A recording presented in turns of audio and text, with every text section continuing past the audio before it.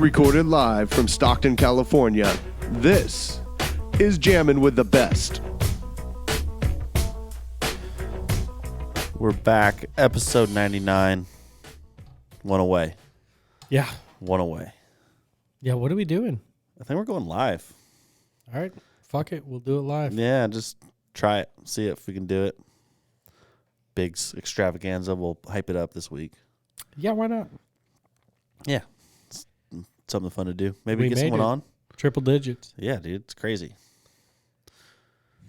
Yeah, we have a old guest, old friend in the building right now. Dude, that was a shock to see. Happy to see him there. Happy to see him. And he was one of it was never published, but he's like, we did some early podcasts.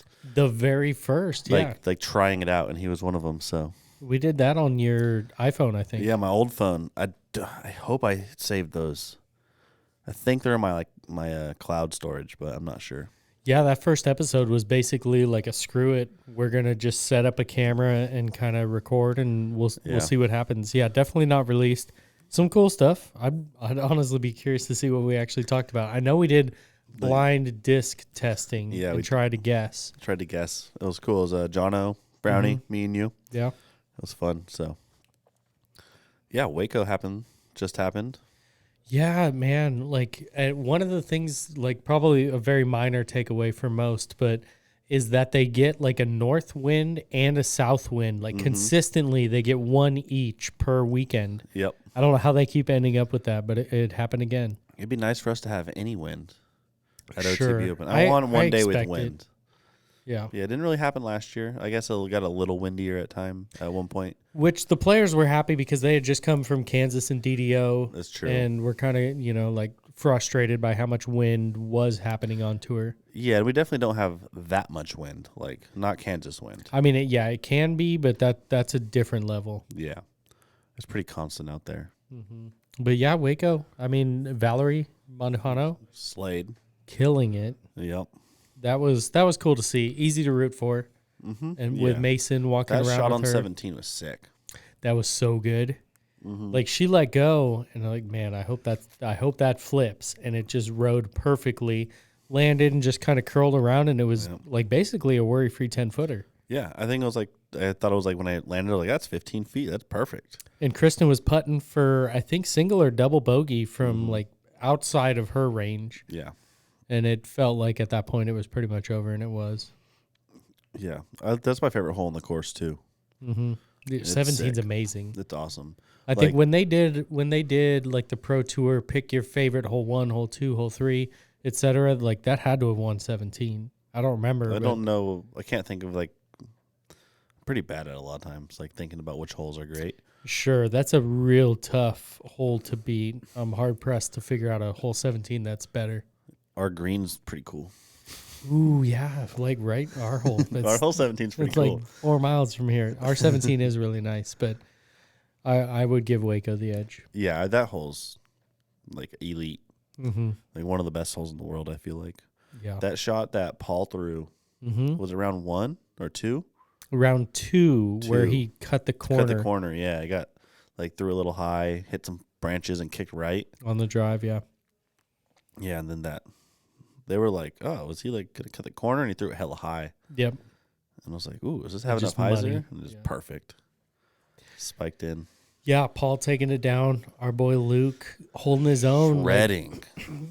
Obviously tied for the lead. It was him, Paul, and Nick Carl. Tied for the lead after round 1. And then I think Andrew Fish rounding out the Jomez lead card. Mm-hmm. And then Luke held his own second round. I think Nick had a tough round. And then Luke starting off just awful. Yeah. On Sunday. So proud of how he fought out of that. I kind of feel like we've all sort of had rounds like that where you're in the mix for a title at whatever level. Obviously it's Pro Tour. It's much higher than any level we've competed at. But you kind of start off that round where you have a chance to take it down, and you start off bad, and you almost go into fuck it mode, you know. Mm-hmm. And I doubt he was maybe that far along, but I didn't have his best shots on hole 2 either. Hole 3 I think pimped it and was parked. but had like a couple of those. I remember one of his shots. I can't remember exactly which hole, but he's throwing a little forehand and kind of chunked that too. Maybe like hole 5, 6, 7, somewhere in that range, and then just fought through so hard. Yeah. All of his game was working. His putt was good. His forehand was good. His backhand was good. Yeah, some early struggles, and then really came through strong. Interesting decision on an 18. Yeah, I'm surprised. I want to ask him if he ever thought about going for the green off the tee. Yeah, I just feel like after watching, I know it was a completely different wind, but after watching him like easily make it across, like granted it flipped a lot, I just figure like just go for it. Yeah, I mean that's your chance at that point to put a little pressure on. And I guess, he had to have made up his mind going, I'm just going to lay up short and then I'm going to take my, my run. He must have, calculated in his head that it was a better chance for him to run it on the second shot than to go over the water off the tee. Who had first shot there? Was it Paul or Luke? I think it was Luke after, because Luke was on a decent little tear. Yeah, he finished real strong, I know. And I feel like he birdied 17. I could be off on that. He birdied, I think it was his honor on 18. I'm pretty sure it was. And it made Paul's decision super easy. Yeah. Which I think he would have laid up no matter what. Even if Luke parks it. Yeah, I just feel like you're taking, like, with my thing is Paul McBeth, you're down 2.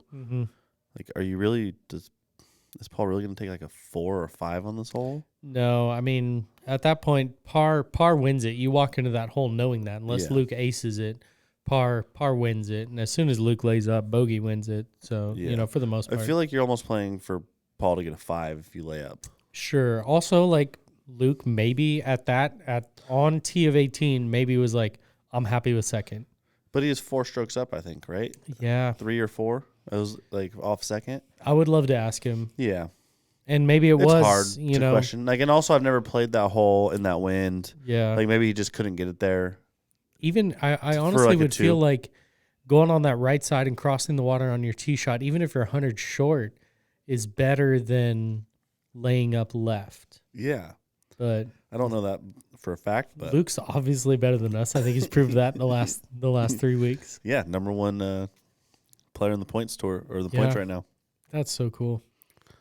Yeah, shredding. Stoked for Luke and a nice win by P. McBee, taking it down 2 weeks straight if you count Memorial. Yeah, Rick's struggles continue. Not struggles. I don't want to say that. I mean, struggles for him. his expectations, I think, is fair. Yeah, he's hasn't finished outside the top 10 very often on the Pro Tour. And I think like 4 of the 7 times he's done it have been at Waco or something like that. Oh, okay. Interesting. Yeah. He's definitely struggled, and he like even mentioned it. Like, he's like, one day I'll take this down. Yeah. And I mean, moving manufacturers, so that probably plays some part. Obviously, he's familiar enough with that plastic because he played with it 16, 17, Yep. I think. And then he was, 18, 19, 20, 21 I don't think he's thrown the Explorer.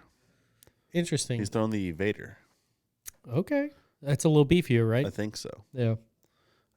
He might be throwing both. It's possible he throws both. I wonder if that'll change because Vegas is relatively open and Waco was pretty windy, and I doubt he threw the Evader probably much in the woods.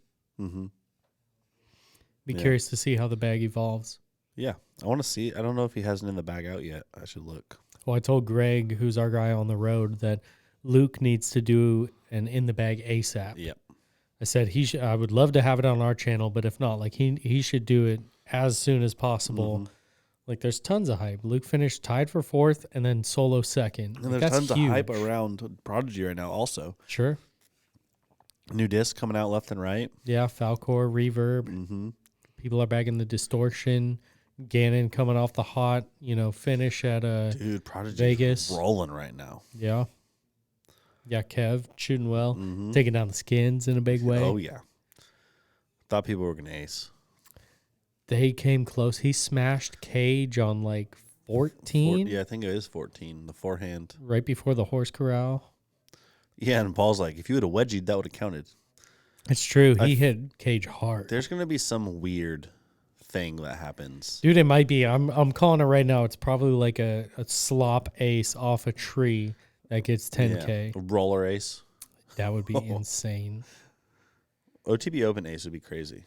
Yeah, I mean, at this point, it's going to be shot heard around the world, no matter what happens. Biggest ace pot ever, maybe? It's got to be up Like there. actual ace pot and not like a hole-in-one challenge at a tournament insurance type thing. Yeah, it's got to be up there. Because, it's built $200 every week all the way up to 10K. I think it was like $9,200 to start the season, and we just bumped it up to 10K. Yeah, that's gonna be insane. I hope whatever shot that hits it is worthy. Yeah, I think it will be, no matter what. And the whole reason it's built up this high is obviously we're dealing with some of the best players in the world. Is these courses are tough. It doesn't yield a lot of ace runs. You look at Waco, and one's certainly hittable, three's hittable, and you're looking at probably 4 or 5 other holes. But you're playing 18, and on any given course, there's only 7 maybe that are hittable. So, what if someone throws it in from 500 on a par 4? Yeah, I mean, great shot. That's a fantastic eagle, but it's certainly not 10K. Yeah, that's fair. I was just wondering. Because that'd be crazy. I mean, it would be cool to have it'd be interesting to have an eagle pot. Like a field ace pot? Yeah. I don't know how you do it, over a certain footage. I think so. It'd have to be more than 1 under par. You know what I mean? It could be an eagle or I suppose an albatross, but you don't want to just give it up to any birdie that's over 100 feet. But have Luke have to, shoot it with the bush now. And have it be an eagle that's over 100. Maybe that's a separate pot that builds up to 1,000. Mm-hmm. That'd be kind of cool too. Something extra. Hey, GK, there's another sponsor for you. Somebody getting maybe Bushnell. Maybe it's Bushnell. Yeah, Isaac, talk to Bushnell. Eagle pot. It's got to be over 100 feet. Measure that bad boy. Make it happen. Yeah. There's something there. Definitely. I think so. Yeah, and so we've got Belton is next, and that's a Silver Series? Yeah, I think, if I remember right, this is the course a lot of people liked. Okay. Jared said he keeps remembering, he goes, this is where Paul and Rick battled last year. I do remember that battle, and I remember some kind of downhill greens, and I feel like some either long par 3s or short par 4s that were reachable if you kind of crest that hill, but interesting. I'm trying to remember. As we get more and more loops through the tour, you start to recognize courses. Yeah. There's a few courses that I'm I don't really can't picture it. Yeah. And then other ones like Maple Hill, it's yep. Yeah. I know all of those. Well, I think it's to that point of how often do you want, how much do you want to keep the tour stops consistent throughout the years? Because it's nice to give love to other areas. Certainly we were the lucky recipient of that last year. But, how often do you want these tour stops to be the same? There's pros and cons. It's again, it's nice to give love to new spots, but also it's really nice to recognize exactly which courses have been played before and kind of lift up the lore, so to speak, of that course. Like Maple, it's ranked number 1 course in the world. I think I could probably picture pretty much every hole on that course. I think we'll view maybe Eagles Crossings like that one day, and it just kind of popped up. Yeah. I think there'll be more of that. I think it's kind of like golf where TPC Sawgrass, nobody knew about it, and then all of a sudden everyone knows about it now. 17th hole Island Green, right? Yeah. Yeah. They just played it, and it was crazy. I mean, to some extent, you got to earn it. Yeah. Like Eagles Crossing, you've got to earn it. Yeah, the course has to be good, and I think with disc golf booming still and growing, it will continue to have more good courses and worthy courses. Yeah, I mean, Vegas, I don't think a whole lot changed. I mean, I think if your boot's on the ground, there's probably, a dozen things you can point at that were improved. But from a viewership standpoint, it looked relatively similar. Nothing against that at all. But as far as, and that one's tough because it's 3 courses. But, as far as recognizing courses on tour, Waco was pretty much unchanged from the viewer standpoint. The par, and that's really it. which was needed after Yeah. Paul's 18. I feel like, was it hole 15, the corral hole? Yeah, that's a par 3 all it day. It needs a different tee pad, I think. Maybe, yeah. I mean, it's Like a a par little 3.5. Yeah. It's cool. It's a great hole when there's a tailwind. Yeah, and it shouldn't be a 4. Like, that No. part's unarguable. It shouldn't be a 4, but like it's only really a great hole with a tailwind. Mm-hmm. It's kind of lackluster without it. It's just like lay up, throw it up, Yeah. get your 3. Did they have a tail on round 3? Think so. Because I know Conrad got it. Yeah. Maybe Gilbert. They had a tail they were during talking about it. the skins match. Okay. That's why Paul hit the pole. Yeah, dude, that looked so good. Yeah, it Got robbed. could have been maybe OB left. Yeah, I maybe. guess, but like it was probably going to be. Yeah, I don't think it's in the going to park. flare skip. I think that's in the circle. Man, Yeah, so changing the par, but like Jonesboro, I think is and mostly the Idlewild stays relatively the same and Mm-hmm. are very much inching their way into iconic status if they stay on the tour 2, 3, Mm-hmm. 4 more years. We know every single hole. yeah, Vermont. Yeah, Smugs for sure. I mean, Mhm. they've got 2 courses, but very much earned, and you're starting to learn them. I want to see what happens with like Hornets Nest because it's a great course. Love it. Yeah, It's not great for fans, spectators. It's in a park. You gotta like. I won't be surprised if Tour Championships is not there this year. Oh, this year, huh? Mm-hmm. Interesting. We'll see. I don't know that it's announced, and I don't know where it would be. Yeah, I don't know either. They want it in the southeast. I'm pretty sure. Dude, Florida needs something. Yeah. Florida needs something. You can argue Charlotte needs something too, though. That's fair. They've had something, but they do deserve it. And I mean, USDGC is right up the road. there. Yeah. Another one where pretty much can picture every single hole. Yeah, I know that course is. Never been Awesome. there, can picture every Mhm. single hole. And they change things every year. It seems like I think it's like hole 9 goes through big changes every day. They just keep trying to figure that all out. And I think that's good if like leave iconic holes alone, tweak them small. But if you have like not super great holes, start like tweaking things and trying things. Yeah, it's almost like relegation in a league where, all right, your bottom 4 holes, they're at risk of getting completely omitted or completely changed. Yep. And if you have a good property, that's easier than in some cases. Like Sure, and a single use property helps. yes, there's some holes at Swinson last year on our course where I'm like, yeah, that's probably about as good as you can get for this. Yeah. I don't know much like what else you could have done more. Like in that back corner area by like 6. Yeah, I mean 5 wasn't a good hole. Oh, 5. That's what I meant. 5. It was interesting enough, maybe for us, but like not a great hole. 6 was okay. There's Yeah, I think it was just there's mostly a those few. 2. Mhm. It was mostly those 2 to me. I was just like, don't love them. It's mostly just because like you're trying to fit in. Yeah, I think like Other 10 and holes. 11 I didn't love. Is that but like the one going at the green? 10 was going at the green, and then 11 was 11's the giant Annie. Yep. And then 18 wasn't great. 16 even. And I'm curious how people are going to feel about it this year, because there's holes that I think were vastly improved, and then again I think there's a few holes that just like it's okay. Yeah. I think that's everywhere. I think that's part of the issue with dual use, Sure. which like I don't think it would be so bad if you didn't have to like kind of follow the golf course as much and like stay away from certain areas. Yeah. Like if that property was just like, hey, do whatever you want, it would be like, oh. Yeah, I wonder what Leonard would do with, and you with that freedom. sort of can there, Mhm. but there's like obviously a handful of areas you got to stay away from, or Yeah, you can't go directly onto any green. yeah. So that's ruled out. It's not a ton of real estate, but it's ruled out. Mm-hmm. Yeah. I don't know. Planting a tree would be nice too every now and then. Like, hey, just plant a tree right here. Then Yeah, right in the middle of their ball golf fairway. yep. Which honestly, y'all should be all right with that. Ball That- golfers need to get used to hitting around trees, man. That's what golf's about.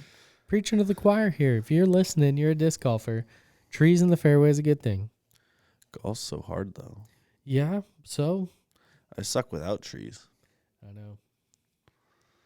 I suck real bad. I might suck worse without trees. At least trees stop me from going off the fairway. It's good to have an excuse. It's like my shot would have been good. Yeah, right? It might have been hooking hard right, and hit that tree. And When we went and played at Spanos, there's no trees there. no, not a ton. There's a lot of water, though. Oh, a ton. I lost so many balls. Yeah, we were down quite a few balls that day. A lot of pride too. Yeah, my pride was gone. I don't think I haven't played golf since, actually. No, I don't know that any of us have, and I'm ready to play again, but I am. Oh, I broke my toe. Thanks Yeah. to Neiman, so I can't play, but it's not thanks to Neiman. I'm just saying that. He's also said he's going to be here Friday. guilty party to that. Yeah, we Yes. were out.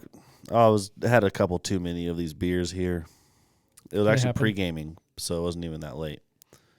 We were going to cast iron and ran my toe over with a gate. Yeah. It hurts to throw. I just threw lefty a couple times just to make sure I threw harder than him still. Right foot, Left foot. left Pinky toe. Okay. So yeah, your backhand should be fine. Righty backhand. The pushing off hurts. Yeah. Club up. I could probably get away with it now. Straddle putt helps. Straddle Not- putt helps. You're not pushing off there. Yeah.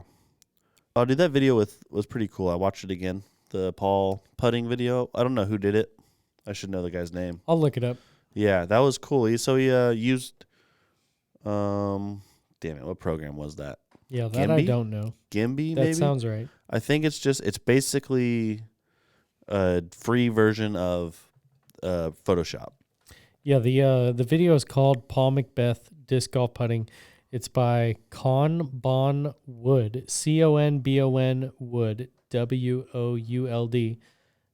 Interesting video where he's basically just got like a freeze frame of Paul putting, Yep. and it's a bunch of different angles, and he kind of just breaks it down. Mm-hmm. It's interesting, like 9-minute video, and I don't know that I would have like found the same things. I think he kind of pointed out some like odd points I think to focus on, but altogether like a good breakdown and a great tool to use. I thought it was really. It's something I've thought a lot about why I like straddle putting, Sure. and it's the upward motion. Yeah. And that's where I get all my power putting. And I've always talked about like using the ground to transfer energy. That's what pushing up is, more or less. And I think that really kind of that video emphasized that even though Paul is in a staggered stance, he Yep. goes up down. Yeah. He doesn't go forward. Well, and I think Rick like exaggerates that almost even more. It's Yep. easier to tell because he's just straight lever, Yeah. like just straight up. Yep. And it's all why up. they don't miss left right very often either. 100%. It takes out variables, just coming up. It's all your power, and you're just extending it forward now. Yeah, and that's one of the reasons why I always switch to straddle. I mean, it's just more comfortable to me anyways from catching standpoint. But it's just going straight up, and it's like I don't have any weird like variables due to my feet being staggered, Yeah. like pushing energy left to right. Yeah, or coming from your left hip. Yeah. I always feel like you're bringing it a little left right if that's kind of where your pocket comes from. Mm-hmm. And I understand people not want to come from their right hip because it's hard to generate power. Sure. So Yeah, that's where I come from, whether I like it or not. It seems to always kind of come from my right hip. I made my putt come more from my like right hip now, but I like it.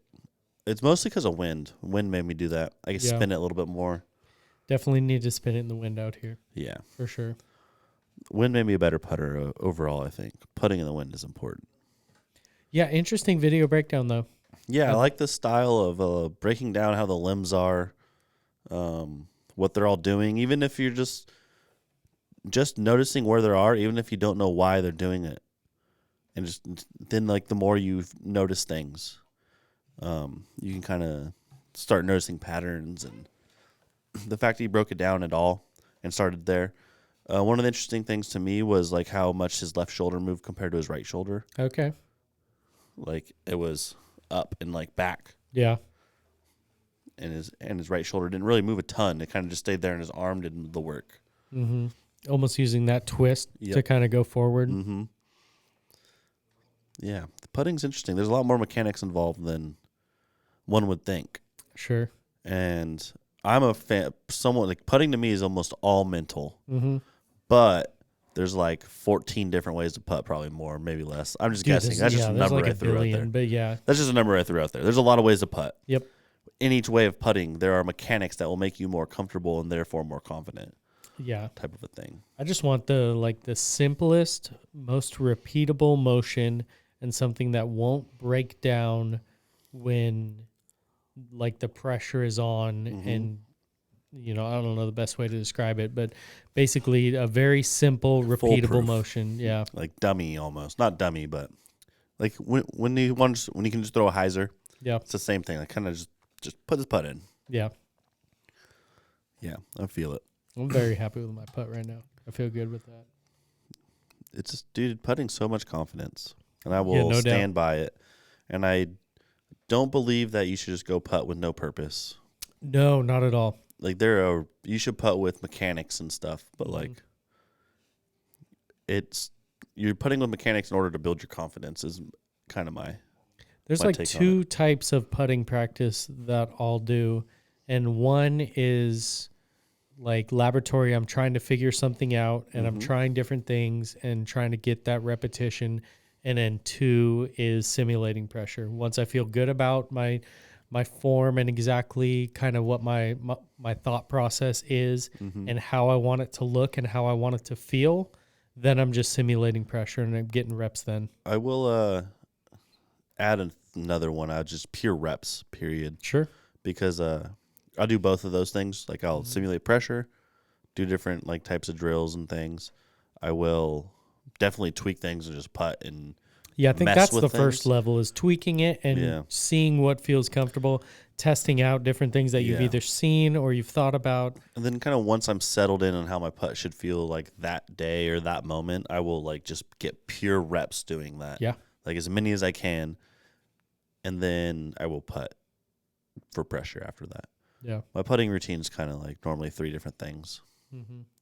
For fun, it's like a loose up / mess with things period, and then just like, all right, all the reps, get it, putt as many times as I can and feel comfortable. And then there's a little bit of pressure simulation at the end. Yeah. But I've always been a fan of putting from real close most of the time, 15, 20 feet. Yeah, I don't think you need to go much outside like 25 on a normal, session. I think it's good to get those circles edge and then, get in a few jumpers if you want. Yep. I like getting that. I honestly like jumpers. I feel like I need to earn in a putting session. It's a weird thing that like if I'm putting well and maybe it's towards the end of the session, and if I hit these next 5 25 footers in a row, then I'll like allow myself to take 10 jumpers for fun or whatever it might be. Yeah, it's like, I know Rick's different because Rick is a superhuman. Sure. But like for a lot of people, it's like, I shouldn't go back there until I can make this putt. Yep. Type of a thing. Yeah. That's kind of how I feel. The reason why I putt so many 20 footers is because I feel if I just get really good at this, even if I'm 35 feet and I miss that putt and have a 20 footer coming back, I'm very confident I can make it. Therefore, I'm going to putt that putt with a little more confidence. Yeah, it's huge confidence on the 35, 40 footers to not worry about having to hit that comebacker. Yeah. And just, like pure statistics, you're going to have a ton of like 15 to 25 footers throughout every round. Unless you're Evelina. Dude. That might be the worst putting performance. And she's so good. So talented. If she could have put the disc in the basket from 15 feet, she would have won that tournament. There's a great argument for that. She shot, was it 0% from circle 1X or circle 2 the first round? Yeah, I don't know, man. That was, I watched third round live. I think second round was Saturday, and I caught some of it while I was working, but not all of it. And dude, you could tell she was shook. Mm-hmm. And I think we've all had rounds like that where you feel like, and it translates so much to the tee pad too, where you have to park it. Yeah. Otherwise you're not getting that stroke. Yeah, you put so much more extra pressure. Yeah, where if if the opposite is true, you feel so good on that tee pad where you go, just get me within 80, and we're gonna go ahead and make that something. Just throw it somewhere near the basket. Yeah, it's tough to watch. Again, we've all been there, and But she shot so good. She was leading the tournament with making 0 putts. Yeah, parking. Yeah, parking or laying up, I guess. Laying up for par or just parking the heck out of it for birdie. It's crazy. So talented off the tee. And I makes me think of like Katrina, for example, where obviously she's had her, struggles from short. And I think it was Rick that she worked with last season. I think we were hearing about, her working with Rick. And I would love to see somebody take Evelina right now and go, let's just dial in your 20-footer, whatever it is, from like 10 to 20 feet. Let's just get you making 90% of those. Yeah. And don't you're worry in about contention. anything else. Yeah, don't worry about any other part. Go ahead and be like tentative from 35. That's okay. Yep. Just be very, very comfortable from 20 and in, and you're going to increase your pay rate a decent chunk. You're going to be the best player in the world. Yeah. Like, you're competing already. Very much so. Like, you're leading the tournament without making a putt. Just putt a little bit. Like, oh, man. Yeah, I mean, right now, like, obviously, Valerie, huge win. Katrina took it down in Vegas. Paige looks like she's obviously right in the mix. Kristen looks incredible with her game. There's never right now. been more people vying at the top of the FPO. 100%. It's great. I love it. Hannah's, it seems like she's struggling a little bit for these first couple weeks. I wonder how much of this also is like maybe a little bit of adjustment, culture shock type of a thing. I know they've both played over here before. Yeah, not their first time, but still. It's been a minute. Yeah, it's been a while. It's post-COVID. Also, America's very different COVID policies and stuff than other places in the world. Sure. I don't know. There's a lot that could go into it. And Hannah shot a pretty good round 3, right? Yeah. Yeah. Pretty sure. It seemed like she was coming back. Katrina was like smashing round 3. Yeah. She did super good. Put herself a decent ways back. But it does seem like those 4 girls right now plus Evelina, if you're looking at like Valerie taking it down, Katrina, Paige, and Kristen, and then Owen certainly holding her own. A lot of ladies in the Owen's mix. So consistent. Yeah. That putt and approach, like that forehand approach game is nasty. Yeah, her putt is so solid. Like it wouldn't be the exact like form or like snap that I would teach, but I don't really worry about her putts. Like, and then the tons of wind this last week. Yeah, tons of wind. I mean, most of America is windy, especially that middle part where disc golf's very prevalent. Yeah, it's a windy part of the country. I was very impressed with how those ladies were putting like some testy 20 to 30 footers, like so many more than I would hit. It's not even close. Very impressed. I'm impressed every time I watch live coverage, man. All of them. Dude, shout out Mo and the boys. They are. Yeah. I'm sure there's a couple of ladies in there too, but they're doing amazing. Like that live coverage is so good and crisp and clean. Yeah. Getting better all the time. Well worth the money.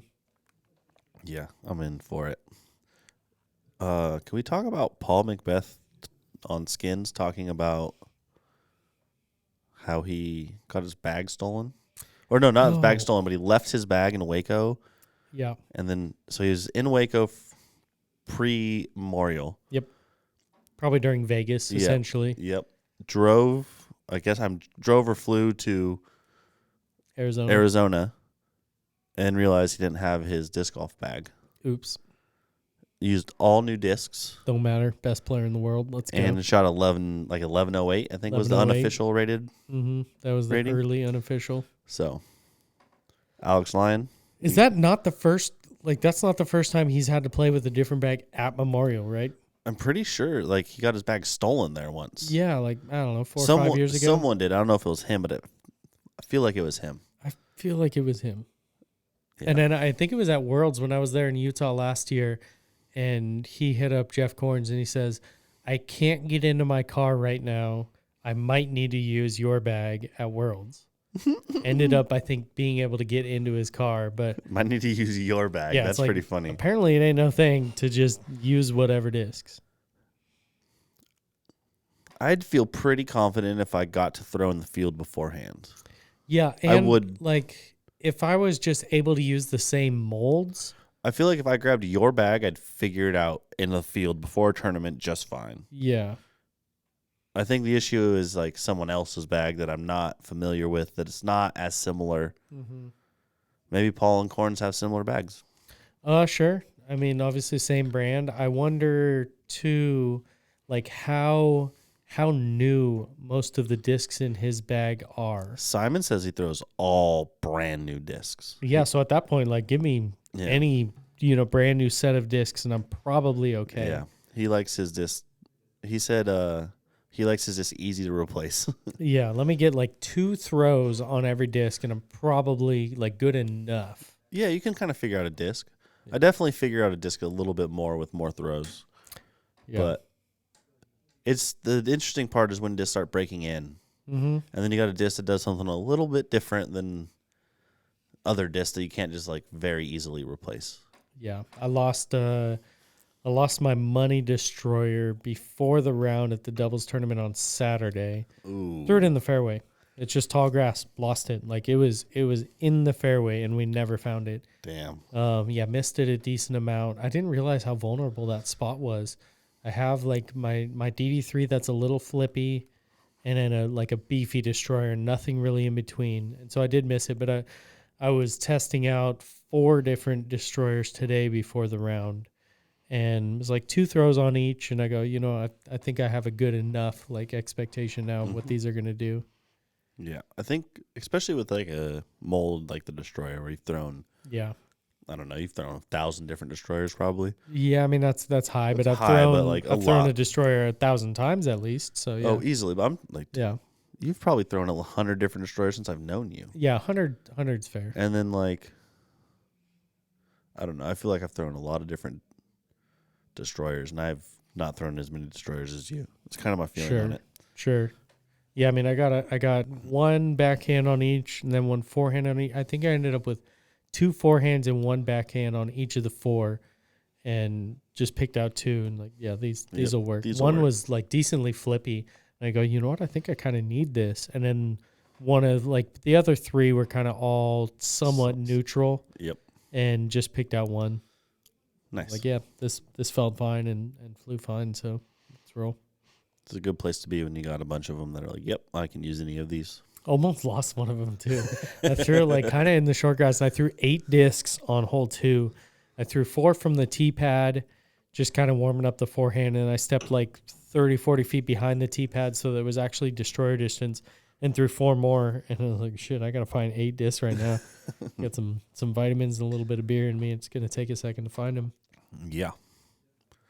That'll definitely happen. Yeah, a little windy round today, but that was fun. Dude, I'm excited for the permanent daylight savings time, maybe? Allegedly, I was following Twitter really, really closely on free agency day on Monday and saw that. I think it was Ian or he was either Ian Rappaport or Schefter's like, this is maybe the biggest news of the offseason. And I guess it like unanimously passed Senate. I don't know what else. It needs to pass the House now. Okay. And then it's law. Yeah, I mean, how does anything unanimously pass Senate right now? I feel like that's a surefire. It's gonna pass everything. If y'all can agree on something, y'all can agree on something. Dude, I was on Twitter and everyone was fucking bitching about it, and I was like, well, really? Yeah. They're like, now kids have to go to school in the dark. I'm like, maybe start school later. Yeah. Yeah. Why are kids going to school for 8 hours a day? At 7:30 in the morning. Yeah, 7:30 is fine. It's light out at 7:30. Is it light out at 7:30 right now? Yeah, I think so. I usually wake up like 6:30ish these days, and it's a little dark out then. But I mean, I'm driving in 7. I think I left my house probably 7:10 today. It was plenty light out. Those kids will be fine. If not, we'll make more kids. Like, not a big deal. Well, we can make humans are good at one thing. We've proven that. Yeah, making more kids. Not as good as rabbits. They're like there's other species that are better. Sure. For sure. Yeah. But we're up there. We're decent at it. We have thumbs. Opposable thumbs. Yeah. I can touch my pinky. For now. Can you do it with your toes? No. They've been in shoes far too long. Yeah, one's broken. And too. one's broke. That poor little toe. It's the smallest little toe also. One thing I was thinking about last week was how many relevant brands there are now. Oh, dude, walking through the shop with Brian. Yeah. He was like, what are all these brands? Hasn't been around the sport in 2 years. Yeah. And there's 100, like there are way more brands. I was like, oh, and this brand and this brand. I was like, you like these dyno discs? And Yeah. dude, I feel like when we sort of got going with this, it was as far as like releases that moved the needle. It was, Innova was moving the needle, and like Trilogy was, and Discraft was, and like Prodigy was. There was basically like a select handful yeah, dude, that were interesting, and any hot release would kind of get some good momentum. Now it's like at least a dozen. dude, it's crazy. Like some brands, I'm like, wait, what's that brand? Like Elevation. Yeah. Elevation, the Koi was going crazy on the secondary market. Yep. And I'm just like, where did this brand come from? I had no clue. I didn't even hear about it. And discs are selling for $70 and stuff. Yeah. Like, this is wild. Yeah. I mean, Mint moves the needle. Thought Space. Yeah. Like there's a ton of brands. Castaplast. Dude, for Casta, we sure. can't even keep it stocked. No. I showed him the Castaplast section, and I was like, this is all I got. Like some Bergs, some Ricos, and maybe a couple other things, but Yeah, so much, man. It's nuts. There's I think at least a dozen relevant brands, and that there's a million that are. There's obviously not that many, but like there's a ton of relevant brands. There's at least a dozen that are really moving weight. yeah, like any release has a large following. Yeah. Yeah, well, we released FDs this morning. Yep. Yeah, we didn't have a ton. We're still waiting for kind of those like supply gates to open wide, but It'd be yeah. nice to have a huge Discmania section. oh, dude, I know, to just order whatever we wanted. Mm-hmm. I keep waiting for that day where it's you can order whatever you need and what you kind of expect to sell in like the next month or so. Right now, it's still so much, I call it just fear-based ordering where, they say, okay, the DD3, for example, is open. How many do you want? It's like, shit, we'll probably take like 3,000 right now because we don't know when we'll be able to restock it again. But, picture ourselves in this spot, 5 years in the future or whatever, where, how many DD3s do you want for, the next month or so? And it's, it's a different number. Mm-hmm. And I'm waiting for that. Like Innova's almost there where they don't have every SKU in stock, but we're able to order however much we want of everything, within reason. I think if we try to order 20,000 destroyers, we might get a phone call. But, I tossed in an order the other day for, just going through our website. What do we need? Mm-hmm. And I haven't been able to do that with like barely any company for, 3 years now. It's Yeah. nuts. It was like the fear-based buying thing is you bought a bunch of zones a while back, and then Yeah. today you got the order, and you're like, that's a lot of zones. Yeah, like we still got like 500 zones coming in. We have a ton of Macbeth zones. I think they're all yellow and orange. So I'm hoping we get something besides that. Yeah, it'd be nice to get some color mix up in there. Yeah, but even then, like they're not going bad, and No, people will buy Macbeth zones. So Yeah, it's the just a issue- matter of how long it'll take us to get through them. the issue is if we run out of storage, which I don't think we will. Having next door and the shelving, I'm excited to see how much that clears things up. Yeah, Mark walking in today with like Costco style shelving. We were like, these are Home Depot racks. They're all Yeah. orange. Yep. Yeah. We're excited for that. The little things, man. You get excited for the weirdest things now. I know. It's like full on adulting where you're just, what are you excited about these days? Like, we just got some shelving that really gets my gears going. We had customers from Oregon in today Nice. after you guys left. Yeah. I'm headed down to Bakersfield, Okay. and they got to see the label egg, and they were stoked. Nice. They're like, this thing's huge. They didn't even know about it. I was like, you want to put the stickers on the label egg? They're like, the label egg? Yeah. I'm like, yeah, it's over here. And I showed them, like, damn, it's a big-ass label egg. Getting up there. I tried to curl it today and I cannot. It's a little awkward. and it's Yeah. like 55 pounds or something, like which wouldn't be that hard to curl. Like I guess separate 30 dumbbells, but maybe I'll have to try again. I feel like a bitch. It's also but like just that was the tough. hand, like the way they grip it is Yeah. really hard. Yeah. The picture of me, like Neiman took a picture of me on Saturday, like 2 a.m, picking the egg up over my head. And I've done that. I did that today again, and I was like, "Damn, this is heavy. It's awkward." Sweetheart sizable out there. Yeah, it's awkward. It is. Yeah, it is. It's getting girthy, man. Yeah, Garrett Girthy. It is. Yeah. He's gonna throw as far as Double G one day. I cannot throw that egg very far. I know that.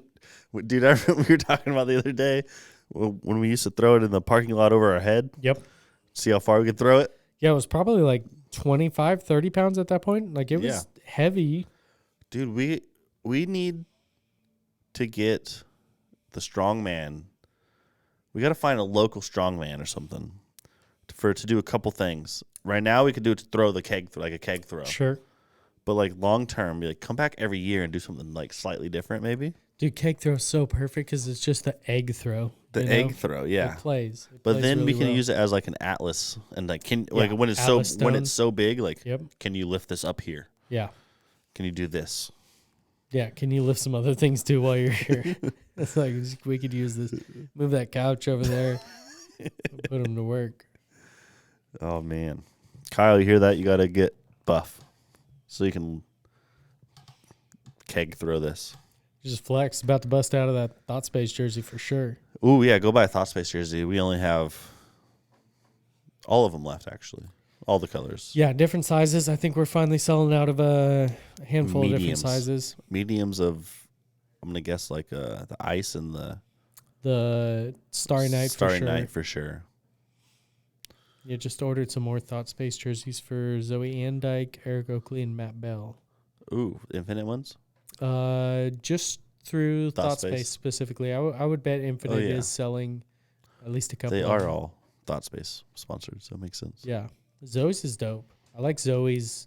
Then Matt's, then Eric's. Eric's is cool too, but I like Zoe's. I think the best, kind of like a rising sun, good color contrast. They do great work.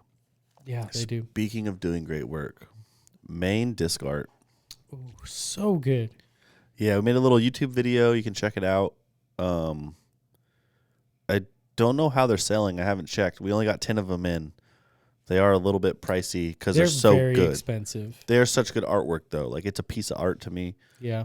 I think it's worth it. I wish you could get the effect without viewing it on a screen. You can with a strobe light at the right, That's fair. but it's not the same. Yeah, I wish you But- could get it just by spinning. But they also, like, because in the video I made on YouTube, 2 of the discs, or 2 of the videos, the front and the end, don't have, like, the pure phenakistoscope look to it. Mm-hmm. I couldn't get it right. It's really hard, actually, and I try to use a nice camera and everything. I'm also not that talented. But it also looks super sick just spinning. Dude, he's really good. Like, it looks good stationary. The line work is so crisp and clean. I like the way that he must, like, plan it out to where, this is how it has to look in order for it to have the desired effect when spinning. Yeah. And for us, he did 5 designs. Yeah, 2 of each. Different colors on each, but Just the foresight from yeah. concept to actually putting it And on. it's just his, like, side hobby job. Yeah, he's in college. Just a college kid that likes to play disc golf. Just a little twerp. Yeah, Jeez. Caden Leach, dude. Shout out to that guy. He's Yeah. dope. That's honestly, I think, my favorite die artist that I've seen. He's in 30 definitely my years. favorite die artist. Like, I like a few of them and kind of been getting into them to, like, dies a little bit more recently, and it's my favorite for sure. There's some super talented humans and, like, vibrant, ton of different styles, but just the vibrance of this, and then the visual effect that it can have when spinning too just takes it to a whole different level. Yeah. And then, like, what really sold me was getting them in person and seeing how clean the lines are. Because it's hard to dye. Like, dye likes to bleed. Yeah. And Yeah, I wonder it's- how they do over the course of 5-10 years. Yeah, I'm going to guarantee you they bleed out a little bit. They For have sure. to. but just like getting them initially and like lines are crisp, they're clean, Yeah. they look good, the colors look nice. Mm-hmm. Also, swirls on those Prodigy, Nasty. yeah, crazy. Nasty. I think it was H3 V2s that we got bottom stamped. I just took pictures of them, and that like 2 for sure stood out as 2 of the best discs I've seen. One of them was a step above the other, and just ridiculous. Like 3, I feel like almost 3 primary colors too. Like it was red. I think it was red, yellow, and green. There's instead blue of- too. Yeah, it's just nasty. Like the middle was red, Yeah, and I'm pretty sure it was blue and green. might have been blue and green. And then like a little bit like a brown rust color. Yeah. Yeah. And the other one was like purple. Yeah, when swirls have more than 2 colors, it's already like, okay, you have my attention. Yeah. And then when they can get that bright contrast, and then you add 3, 4, 5, like that colors, it was gorgeous. We'll have to put a picture of. Yeah, I'll take I'm sure by the time you see this, it's probably gone. Yeah, we'll just show you for the But it the was fun of it. beautiful. Yeah, I'll throw it up on the screen. Bam, right there. Right in front of my face. So much prettier than us. That was for Kyle. Hopefully he switched there. No, it's all right. Shout out to Kyle on the 1s and 2s. We still got to get a camera over there. Oh, we got to get a camera during the live stream for your face so you can switch to your face right now. Bang. And a mic maybe? Yeah, I think so. Definitely don't want a mic with Brownie over there. But with Kyle, we can let it happen. So here's a Luke question. He's number 1 right now. Yep. At the end of the season, where is he ranked for Pro Tour? Top 8? Get buys all the way to like the end, right? You don't want that. So if you want to win the Pro Tour. I mean, you do want that. Sure. For You 100% argument's want sake, that. Yeah. But for the tournament alone, you don't want that. Personal opinion. Top 8 for Luke. Over, under. Man, that's so hard. It's tough, honestly. Like I really want to say under. By great under, start, I mean obviously. By under, I mean like better than 8th. Yeah, a lower number than 8th Like, ranked. I'm a man that likes a little bit of history, and Luke has history though. I was actually thinking this. I'm like, dude, the guy won AM Worlds. I know. I think we'll get him on the podcast probably in the next few weeks. I wanted to get him this week, and I'm just too lazy to ask and too busy and got tied down with other shit. And I hate asking, our players for this and that when I know their time's valuable. But I would love to get him on. And one of the things I will bring up is, like, you've won AM Worlds. You've been the guy, going down these fairways with plenty of pressure. Obviously, it's not the same pressure as a Pro Tour. I think even a Pro Tour is less than, obviously less talent pool than a AM major is to a Pro Tour, an Elite Series Pro. But like that's still big. There. There's a lot of people there. Yeah. Like the crowds, like just the amount of people that are at the course for AM Worlds that last day. Yeah, or even like 300-400 like competent humans vying for that title. Yeah. And usually it seems like in the AM Worlds, someone's running away with it or close. I felt like I was good, and I played the same AM Worlds, and I was like, I want to win this. I went into it, and I finished like 81st place. Yeah, not even fucking close. Not even anywhere fucking close. Yeah. And I was a California state champion that year, and like was playing really good golf. Yeah, and Luke says, "Hold my beer, son." Also, it was my birthday, and I got hammered after I played one bad round. Yeah, So shout out you, bud. yeah, it was fun. I had a great time. Would not change a thing. Neither would Luke, No. because he won that son of a bitch. Yeah, that was fun as hell. That was Yeah, so I wonder like how that preps you, and he had won the week before, I think. I forget which tournament, but he won, I think, like an A tier, B tier in Texas the week before. So taking down obviously a lesser tier event, but still going to a tournament and beating everyone else that signed up for that weekend that wanted to win, and just kind of how that prepares you for this. Like, this is a stage. Yeah. It's live golf. I thought this comment he made before round 2, where they asked him like, "Hey, dude, you're playing. Who did you play with round 3 then? Paul and Oh, and round 3? yeah, The I think it final was round 3 because round 2 was Fish and Nick Carl. Nick Carl. Yeah, so who was it? Was Paul and It was Kale. And dang it, I forget the fourth. Maybe it was Kale he was talking about, but he was basically like they asked him like what do you need to do, and he goes, I need to play like Paul and Kale aren't there, or Paul and whoever aren't there. Yeah. And I'm like, that's honest as hell. Yep. Like super honest. Oh, it was somebody was like 3 strokes back and like ready to strike. Gosh. Oh, Dickerson. Thank you. Yeah. Yeah. Yeah. It was So he said I need to play like Paul and Chris aren't there. yeah, it was like 16, 15, 14, 11 or something like that to start Sunday. Shout out my fantasy team, ballin'. Thank Nice. you guys. Chris Dickerson. Yeah, I've got Kale on mine. Yeah, dude, like that start, like he shanks it early into that brush and like seems to shake it off, kind of laughs it off. He's always got a good attitude out there, super approachable. And then, gets a 5 on the first hole. I think it leaves it a little short and then misses, if I'm remembering right. And then I think bogeys or like pars the next hole because his drive wasn't great. And then his second shot goes OB left. And I think he basically like gives it a soft run or whatever, gets the par. Rough start for sure. Like not how you're picturing it. You're done that second day. You're done Saturday. Like I'm 1 off the lead. Like I'm the man. You know what I mean? Yeah. Like I'm right there. Yep. I'm in the 100%. mix. There's so many people that feel like they have a chance to win, and they do going into the weekend. And then, it's 80% of those people don't have a chance to win going into the last round, and he 100% does. Yeah.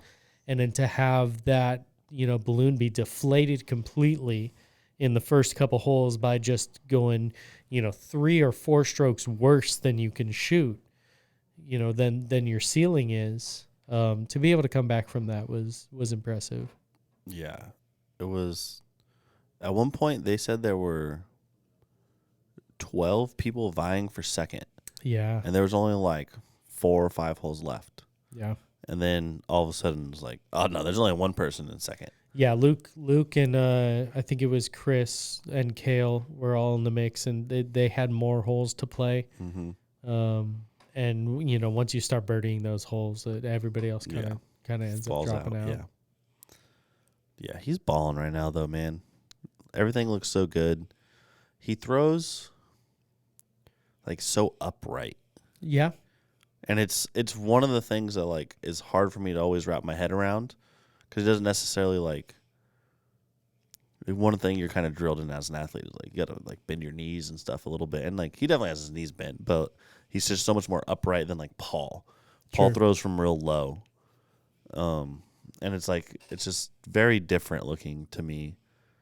And it's sometimes I'm like, yeah, if he just like did this, but at the same time it's like, dude, you're shredding. He's killing it. His putt is so interesting too. Yeah, kind he's of just got steps up there and just a little bit of a late flick to a late like wrist motion that really helps the putt generate power and go forward. Yep. I worry about like the left and right of it, especially late and when there's pressure on the line, but he was hitting them. Mm-hmm. Like it's 100% working. Yeah. It's almost like eagle-ish at the end. Sure. Like flick out. Yeah. Yeah, I mean, I look at like the putt he made, I feel like on 15, I think, where he sort of left himself probably 20, 25 and wouldn't normally be a hard putt, but I think it was a pretty strong like right left and just dead center. Mm-hmm. Just killing it. Walked up to a lot of putts. I think it was like hole 4 or something maybe, where he was kind of around a tree, like a downhill to the right, and there's plenty of danger if you mess it up, and just drills it. It's kind of like a tourniquet putt at that point. Just stop the bleeding. Yep. Hit a bunch of those. He has like he's very stoic. It's a cool hand, Luke. Yeah, he's just chilling. Yeah. I thought it was funny that video of him walking up. He's got his hands in his pocket. Head's like not moving as he's walking. Yeah. Like that calm walk, like still walk. Some people can't do it at all. Mm-hmm. Some people are just like very upright. And that's what he had. Is that sunglasses on, hoodie on, that pink OTB hat. It's a vibe. Luke's got that vibe for sure. Like Luke always seems like he's even keel and just kind of, I don't know the best way to describe it, but just very level. Mm-hmm. And I don't feel like I was worried about the moment ever being too big. And I think maybe even too like skins. Like obviously, if you're outgoing enough and you're on tour, you're going to be used to being around these players. Yep, and on camera. Yeah, and on camera. And I think, skins is some certain viability of like, okay, I'm in these groups a lot. Yeah, you feel like you belong. Yeah. Just being, that is definitely a thing, is like imposter syndrome. Sure, comfort level. Yeah. Being somewhere and being like, I don't feel like I belong in this spot. Yeah. Like I felt that. I mean, sure, everyone's felt that. I think to some degree. everyone has felt that at some point, for sure. And there's no bigger place to feel that than on lead card and on lead card day with 2. Paul Macbeth. On lead card day 3. Final round. Yeah. Yeah. After not doing it a ton prior. No, like I would wager that's the first lead card he's been on live coverage ever.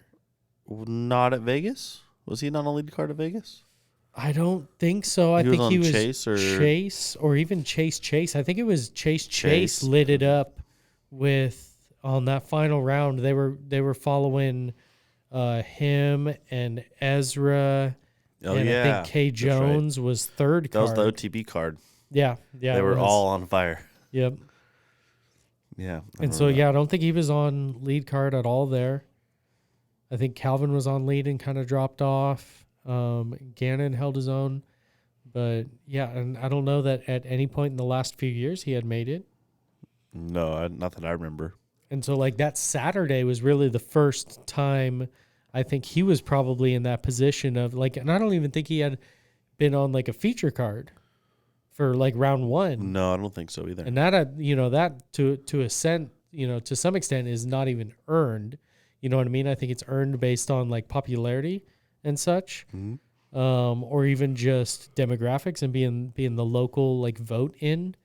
But I don't even think he had been on that. I thought that one stat was funny too with the 1070 rated rounds. It was like, I want to say it was Andrew Fish and Nick Carl. It was only 3 of them that shot it. Oh, I know what you're talking about. It was Nick Carl with 1 1070 rated round, Luke with 3, and Paul with 160. Jesus.